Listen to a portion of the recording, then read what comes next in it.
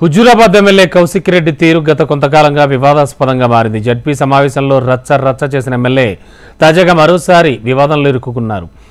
Huzurabad camp కార్యాలయం వాస్తు బాగోలేదని MLA Kaushik Reddy నూతనంగా నిర్మించుకుంటున్నారు. ఇప్పటికే క్యాంపు కార్యాలయంలో కొంత భాగాన్ని కూల్చివేశారు కౌశిక్ రెడ్డి. అయితే ఎమ్మెల్యే కౌశిక్ రెడ్డి తీరుతో కాంగ్రెస్ ప్రభుత్వం సీరియస్ అయింది. దీనిపై ఆగ్రహించిన స్థానిక కాంగ్రెస్ నాయకులు నిరసనలకు పిలుపునిచ్చారు.